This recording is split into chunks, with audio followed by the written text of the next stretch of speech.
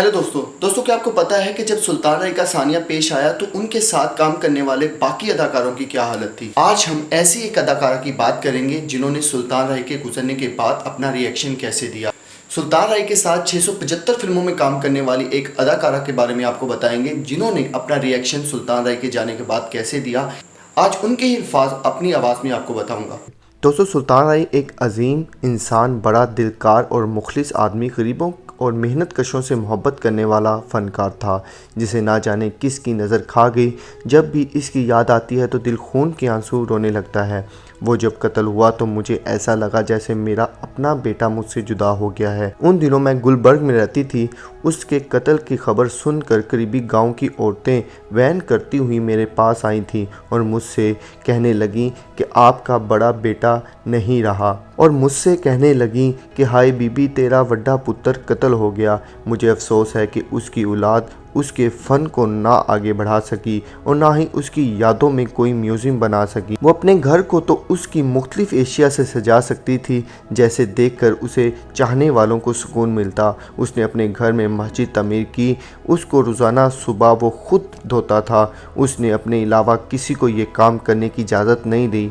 मैं 1975 में जब दोबारा फिल्म इंडस्ट्री में आई तो सुल्तान राय का अरूज था। उन दिनों मैं यूसुफ खान के साथ फिल्म मात कानून में काम कर चुकी थी, लेकिन ये फिल्म रिलीज़ नहीं हुई थी। मुझे दिलजीत मिर्ज़ा ने सुल्तान राय की मां के किरदार के लिए पहला वार में बुलाया था और पहला वार में पहली बार उसने पहली बार टेंड करवाई। वो सेट पर आया तो आते ही सबिया खानम की तारीफ करने लगा कि उसने फलां फिल्म में कमाल की अदाकारी की है। उसने मुझे लिफ्ट ना करवाई। मैं एक तरफ बैठ कर रोने लग गई। जिस सेट पर मैं काम कर रही थी 1 हफ्ते का सेट था। उस दौरान मेरी फिल्म रिलीज़ हुई तो वो सुपर हिट हो गई। मैं शूटिंग के लिए बारिश स्टूडियो के गांव की तरफ आ रही थी कि राही मेरे पीछे पीछे आया और मुझसे लिपट कर कहने लगा, आर्टिस्ट होता है। इस फिल्म में मेरा मरकजी किरदार था। इसके बाद राही मरहूम मुझसे मिलने लगे। फिर तो हर फिल्म में इसकी माँ का रूप में आने लगी और फिर मुझे भी ऐसा लगने लगा कि मैं उसकी हकीकी माँ हूँ। 1996 तक उसके साथ मैंने 576 फिल्में की।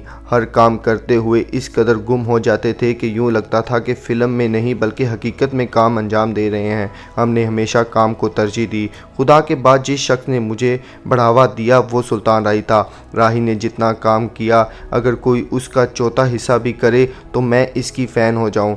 शुरू में राही ब्रेक के टाइम मेरे करीब नहीं बैठता था बल्कि मुड़ा लेकर मुझसे दूर बैठ जाता था। मैं सोचती थी शायद वो मगरूर है, लेकिन एक दिन मैंने इससे पूछ ही लिया कि राही, तुम मेरे करीब क्यों नहीं बैठते? क्या तुम खुद को बड़ा फनकार समझते हो? कहने लगा, मैडम ये बात नहीं, बल्कि आप बड़े लोग हो, मुझसे सीनियर हो, क्योंकि इशफाक मलिक ने अजनबी फिल्म में जब आपको हीरोइन थी तो मैं डांग लेकर एक्स्ट्रा का रोल में खड़ा हुआ करता था, इसलिए मैं आपके बराबर नहीं बैठ सकता। मैंने इसे समझाया कि खुदा ने तुझे अरूज दिया है, तुम मेहनत से आगे बढ़े हो, लिहाजा आइंदा ये एहसास दिल से निकाल दो, मेरे साथ बैठकर गपशप किया करो।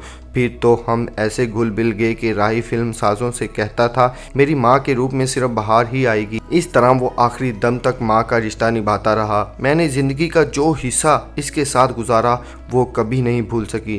तो दोस्तों, ये सुनने के बाद आपको अंदाज़ा तो हो गया होगा मैं किसकी बात कर रहा हूँ। मैं बात कर रहा हूँ अदाकारा किशोर सुल्ताना बहार बेगम की, जो सुल्तान राय के साथ बहुत फिल्मों में उनकी माँ का किरदार निभा चुकी हैं।